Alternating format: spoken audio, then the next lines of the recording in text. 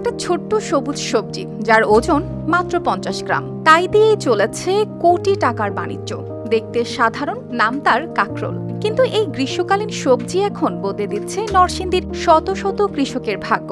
মাঠের পর মাঠ জুড়ে ছড়িয়ে থাকা সবুজ এই কাকরোলে লুকিয়ে আছে রপ্তানির গল্প, যেগুলো ছুঁয়ে যাচ্ছে ইউরোপ আর মধ্যপ্রাচ্যের বাজার। নরসিংদীর বারুইচা বাজার এখন কাকরোলের এক ব্যস্ততম হাট। ভোর থেকে রাত কৃষকেরা আসছেন বেলাব ও শিবপুর সহ জেলার নানা প্রান্ত থেকে। কেউ প্যাকেট করছেন, কেউ মেপে রাখছেন ক্যারেটে, আর এক একটি আড়ত যেন কোটি টাকার লেনদেনের ছোটখাটো কেন্দ্র।